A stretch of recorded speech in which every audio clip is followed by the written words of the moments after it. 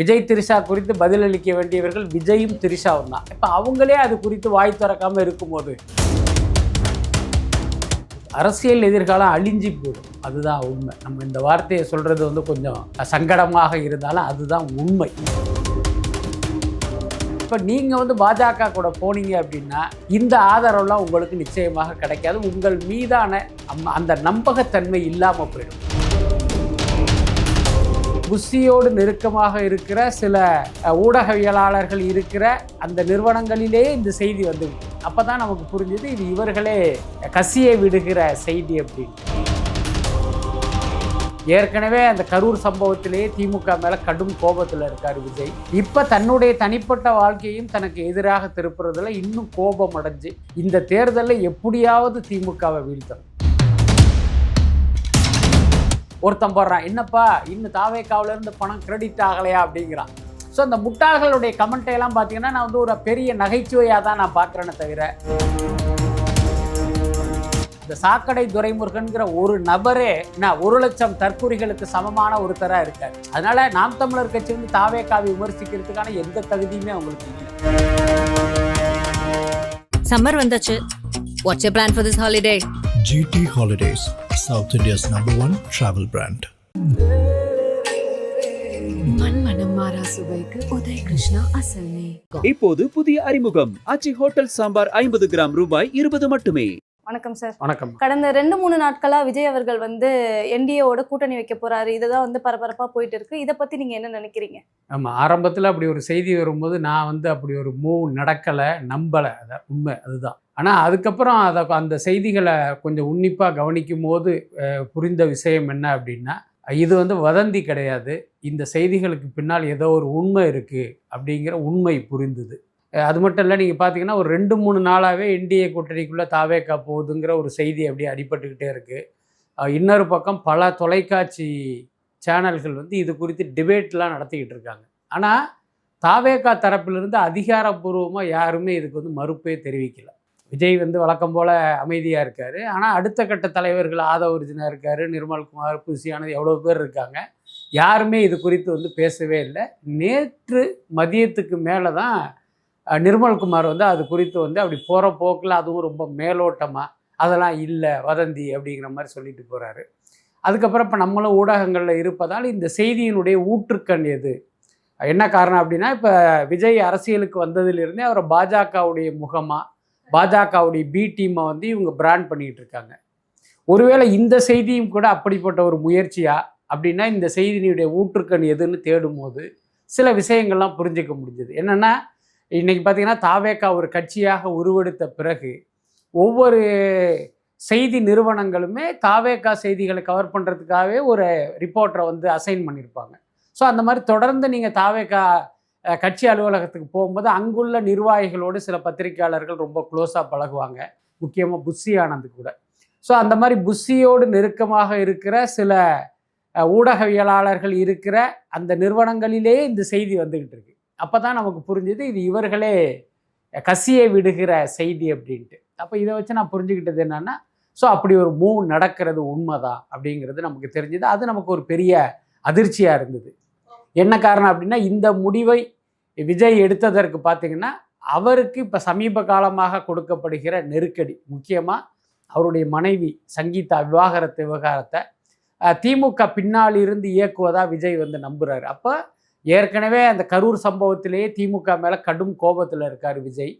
இப்போ தன்னுடைய தனிப்பட்ட வாழ்க்கையும் தனக்கு எதிராக திருப்புறதுல இன்னும் கோபம் அடைஞ்சு இந்த தேர்தலில் எப்படியாவது திமுகவை வீழ்த்தணும்.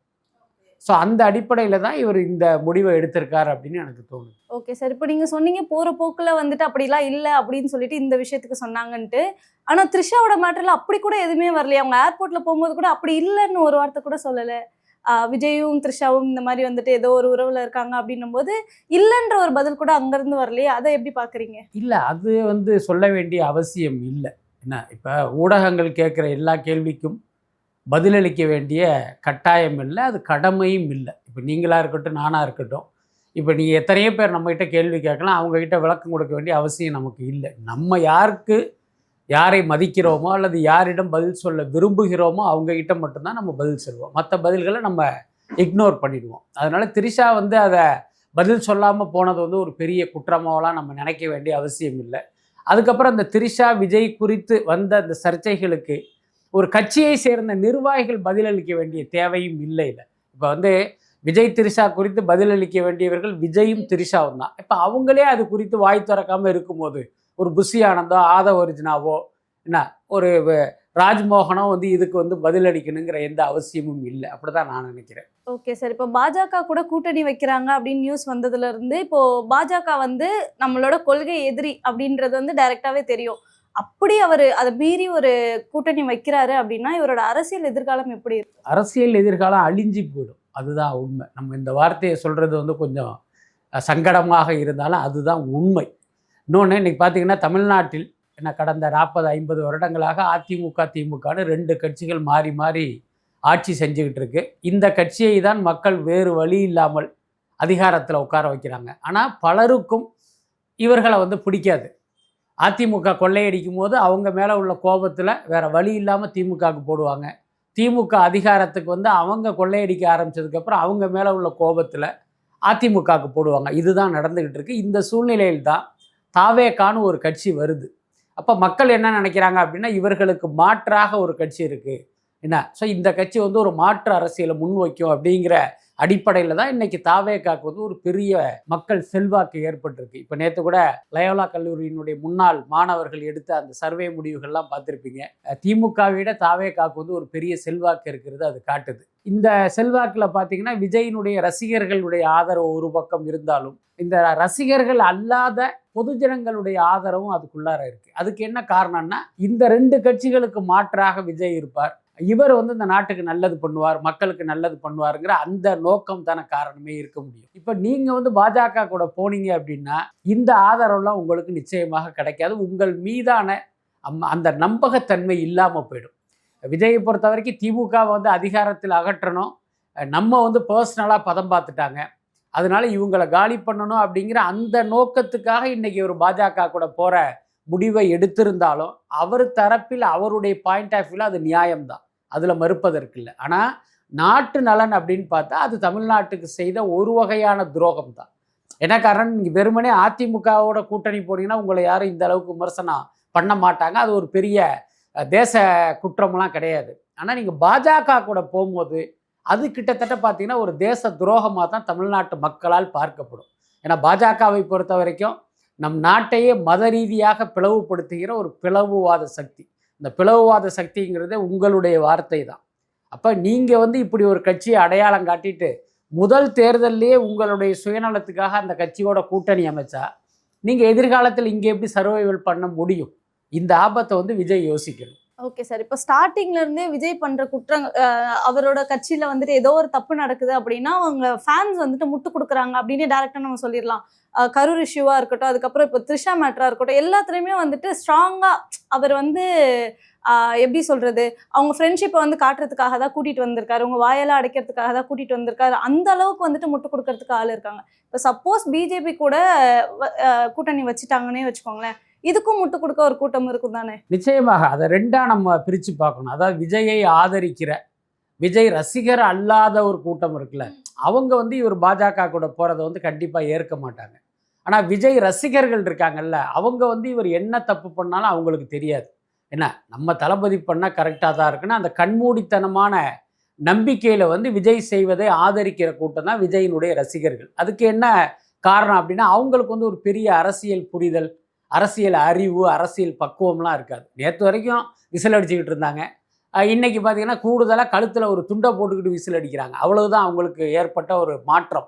அதனால் அவங்களுக்கு வந்து இது சரி தப்பு, பாஜக எப்பேற்பட்ட தீய சக்தி, அந்த பாஜகவுக்கு இவர் ஒரு பிளாட்ஃபார்ம் அமைச்சு கொடுத்தா அது தமிழ்நாட்டுக்குள் வந்து என்ன மாதிரியான அரசியலை பண்ணும், அது இங்கே இருக்கிற மத நல்லிணக்கத்தை எப்படி பாதிக்குங்கிற அந்த ஆழ்ந்த பார்வையெல்லாம் இவங்களுக்கு கிடையாது. அதனால் அவங்க வந்து விஜய் ஆதரிப்பாங்க. ஒன்றும் இல்லை, நேற்று பாருங்கள், இப்படி ஒரு விஷயம் நடக்குதுன்னு தெரிஞ்ச உடனே நான் ஒரு ட்வீட் போட்டேன், ஒரு 2-3 ட்வீட் வந்து நான் தொடர்ந்து போட்டேன் தாவேகாவை விமர்சித்து.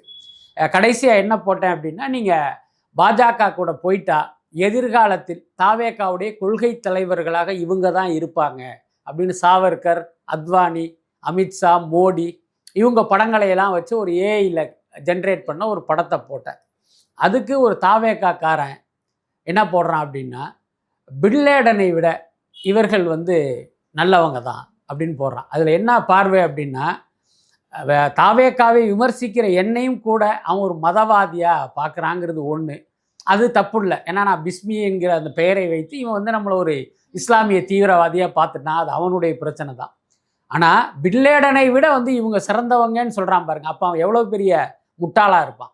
ஸோ கிட்டத்தட்ட பார்த்திங்கன்னா இந்த மாதிரியான முட்டாள்கள் நிறைந்த ஒரு கூட்டமாகவும் தாவேக்கா இருப்பதால் அவங்களுக்கு இதெல்லாம் ஒரு பெரிய பிரச்சனை இல்லை. ஆனால் பொதுமக்களிடம் இந்த நன்மதிப்பு உங்களுக்கு இருக்காது, இந்த ஆதரவு இருக்காது. அவங்க வந்து விஜயை வந்து முட்டு கொடுக்க மாட்டாங்க. Okay sir. இப்போ தாவேக்கான்னு ஒரு கட்சி ஆரம்பிக்கும் போது எங்களை மாதிரி யங்ஸ்டர்ஸ் எல்லாருமே, இப்போ நீங்களுமே எடுத்துக்கோங்களேன், எல்லாருமே வந்துட்டு ஒரு எதிர்பார்ப்புல இருந்திருப்பாங்க. ஓகே பரவாயில்ல, இவங்க ஐடியாலஜி நல்லா இருக்கே, நல்லா பண்ணுவாங்க போல அப்படின்ற ஒரு ஆர்வம் இருந்தது அந்த கட்சி மேல. ஆனா ஒரு விஷயமா நடக்கும்போது என்ன இவர் இவ்வளோ லேட்டா பேசுறாரு, இப்போ மழை வந்து தண்ணி வந்துருச்சுன்னா அப்போதானே வரணும், 2 நாள் கழிச்சு வந்து என்ன பிரயோஜனம் அப்படின்ற மாதிரி நிறைய விஷயங்கள் வந்து போயிட்டு இருந்தது. அப்படி ஒரு குற்றச்சாட்டும் வந்துட்டு இருக்கு. இப்போ ஒர்க் ஃப்ரம் ஹோம் சிஎம்மா அப்படின்ற பல விஷயங்கள் வந்து போயிட்டு இருந்தது. இப்போ இவரை நம்பி பொதுமக்களும் வந்து இறங்கியிருக்காங்க அப்படின்னு வந்து சொல்றீங்க இல்லையா? இப்போ நம்மளை பொறுத்த வரைக்கும், ஒரு ஜேர்னலிஸ்டை பொறுத்த வரைக்கும் பயாஸ்டா இருக்கக்கூடாது, அதுதான் ஒரு முதல் விஷயம். ஆனா இங்க தாவேக்காவை எதிர்த்து ஏதாவது ஒரு விஷயம் பேசினாலே நீங்க டிஎம்கே, நீங்க ஊபி, 200 rupees அப்படின்லாம் வந்து சொல்றாங்க. இதை நீங்க எப்படி பாக்குறீங்க? இல்லை, அது அவர்களுடைய அறியாமை தானே. இப்போ நான் வந்து ஒரு பத்திரிகையாளர், நம்ம எந்த கட்சியும் சேர்ந்தவங்க கிடையாது, எந்த கட்சியாலும் விலைக்கு வாங்கப்பட்டவங்க கிடையாது. இங்கே நம்ம அப்படி பார்க்குறோம், நம்மளுடைய அரசியல் பார்வைக்கு இது சரியா தப்பா அப்படின்னு தோணுது. கடந்த தேர்தலில் பார்த்தீங்கன்னா நாம் தமிழர் கட்சிக்கு வந்து நம்மளுடைய ஆதரவை தெரிவித்தோம். என்னென்னா அவர் ஒரு மாற்று அரசியலை முன்வைக்கிறாரு. அது இல்லாமல் திமுக அதிமுகவுக்கு மாற்றாக இங்கே வந்து ஒரு மக்கள் சக்தி வேணும், ஏன்னா அது நாம் தமிழர் கட்சியாக இருக்குங்கிற நம்பிக்கையில் ஆதரித்தோம். அதுக்கப்புறம் தான் தெரிஞ்சுது சீமான் வந்து ஆர்எஸ்எஸ் உடைய கைக்கூலி, பார்ப்பன கடப்பாறையை கொண்டு திராவிட கோட்டை இடிப்பேன்னு சொல்கிற அளவுக்கு ஒரு விலை போன அரசியல் வியாபாரிங்கிறத நம்ம புரிஞ்சுக்கிட்டோம்.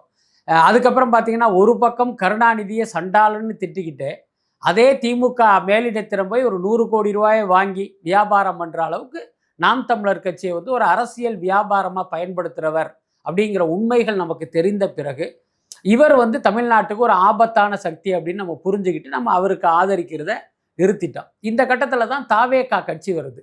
ஆரம்பத்தில் பார்த்தீங்கன்னா நடிகன் நாடாளக்கூடாதுன்னு சொன்னது தான் நான்.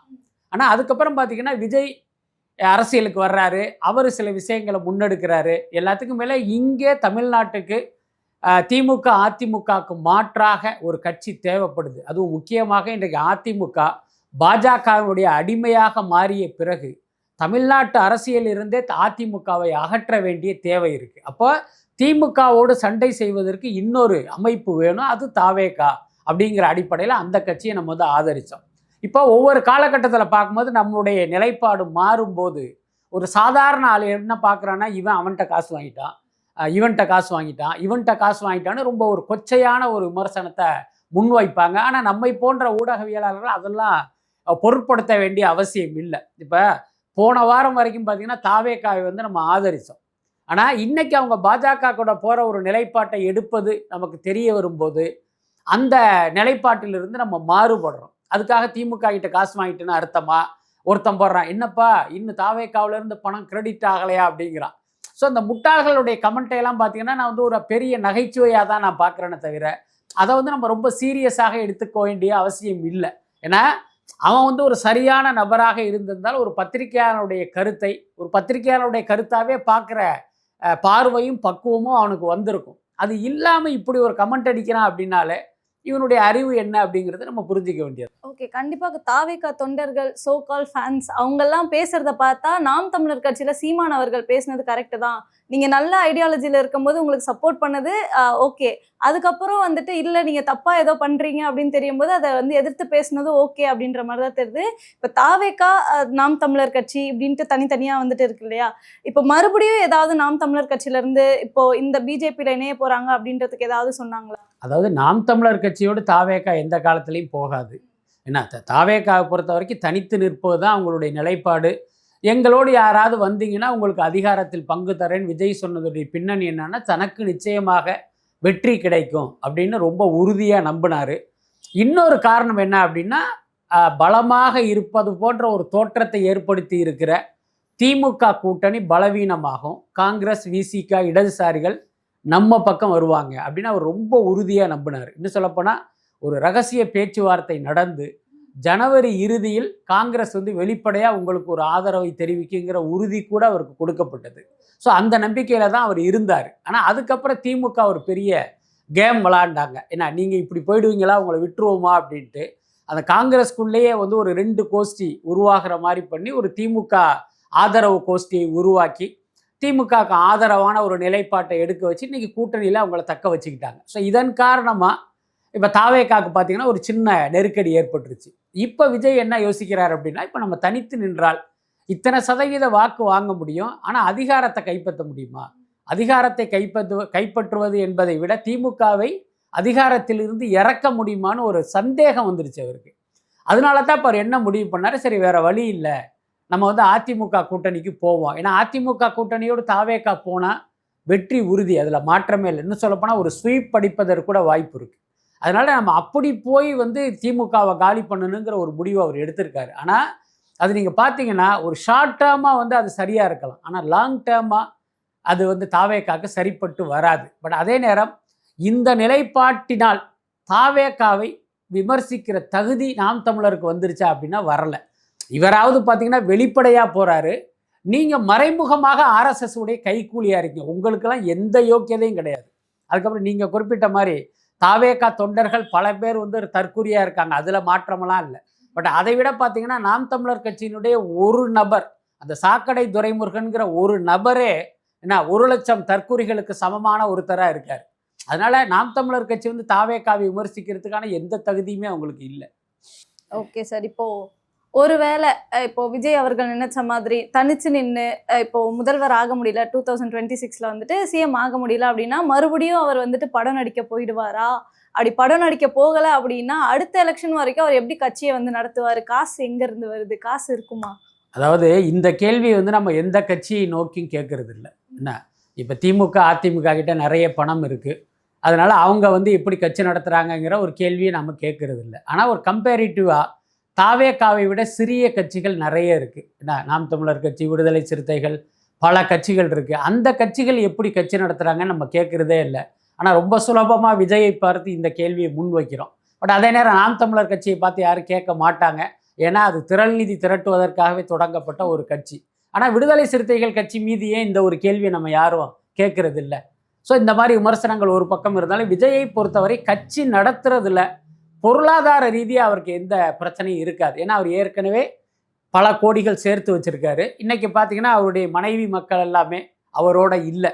அப்போ அந்த பணத்தை எல்லாமே கூட கட்சிக்காக செலவு பண்ணுவதற்கு மன ரீதியாக விஜய் தயாராக தான் இருப்பார். ஆனால் இங்கே உள்ள கேள்வி என்ன அப்படின்னா, அடுத்த 5 வருடம் இவர் எப்படி அரசியல் பண்ணுவார் அப்படிங்கிறது தான் முக்கியமான கேள்வியாக இருக்கும். எல்லாத்துக்கும் மேலே 2026 விஜய் முதலமைச்சர் நாற்காலியில் உட்காருவதற்கு பதில் 2031 உட்காருவது தான் பொருத்தமாகவும் இருக்கும், சரியாகவும் இருக்கும். இந்த 5 வருட காலத்தில் அவருக்கு வந்து ஒரு பக்குவம் வந்திருக்கும். இப்போ பாருங்கள், பல சம்பவங்கள் நடக்குது, பல விஷயங்களில் வந்து இவர் சைலண்ட் மோட்லேயே இருக்கார், கருத்தே சொல்கிறது இல்லை. சில விஷயங்களுக்கு பார்த்தீங்கன்னா ஒரு 2 நாள் கழித்து கருத்து சொல்கிறாரு. இந்த மாதிரியான கோளாறுகள்லாம் இருக்குல்ல. அப்போ இந்த ஒரு 5 வருஷம் வந்து ஓரளவுக்கு அவருக்கே அரசியல் புரிபட்டு ஒரு பக்குவமான நிலையை அடையலாம். அதனால் 26 வெற்றி கிடைக்கல அப்படின்னா என்னை பொறுத்த வரைக்கும் அது தாவேக்காவுக்கு வந்து ஒரு மிகப்பெரிய நன்மையாக தான் பார்க்கணும், தோல்வியாக பார்க்க வேண்டிய அவசியம் இல்லை. அதனால் ஒருவேளை அவர் நினைத்த வெற்றி கிடைக்கல அப்படின்னா இந்த நிமிஷம் வரைக்கும் விஜயினுடைய முடிவுங்கிறது ஜனநாயகன் தான் கடைசி படம், நான் மறுபடியும் அரசியல் சினிமாவில் நடிக்க மாட்டேங்கிறது தான். பட் அதே நேரம் விஜய்க்கு வந்து மிகப்பெரிய அனுகூலம் என்ன அப்படின்னா, இன்றைக்கி ஜனநாயகன் படம் பாஜகவுடைய சதியால் வந்து முடக்கப்பட்டிருக்கு. இந்த படம் முடக்கப்பட்டதால் ஜனநாயகன் தயாரிப்பாளருக்கு பல கோடி ரூபா நஷ்டம். சமீபத்தில் கேள்விப்பட்டிருப்பீங்க, அந்த படத்தினுடைய டிஜிட்டல் ரைட்ஸை வாங்கிய அமேசான் நிறுவனம் 120 கோடி ரூபா டீல் அதையே கேன்சல் பண்ணுற நிலைமைக்கு வந்துட்டாங்க. மறுபடி ஒரு ரீஅக்ரிமெண்ட் போட்டால் கூட அந்த பணம் கிடைக்காது. ஸோ இந்த மாதிரி நிறைய அந்த தயாரிப்பாளர் இழந்துட்டார். இப்போ விஜய் மீண்டும் நடிப்பதற்கு வந்து ஒரு அயனான வாய்ப்பு என்ன அப்படின்னா, என்னால் பாதிக்கப்பட்ட ஜனநாயகன் தயாரிப்பாளருக்கு நான் மீண்டும் ஒரு படம் நடிக்கிறேன் அப்படின்னு ஒரு காரணத்தை சொல்லிட்டு அவர் மீண்டும் நடிக்க தொடங்கினால் தமிழ்நாட்டு மக்கள் யாரும் எதுவும் சொல்ல போகிறதில்ல. விஜய் வீட்டு முன்னால் வந்து ஆர்ப்பாட்டம் பண்ணி நீங்கள் நடிக்க வேணாம்லாம் யாரும் சொல்ல போகிறதில்ல. அதனால் இதை ஒரு நல்வாய்ப்பாக விஜய் பயன்படுத்திக்கலாம்.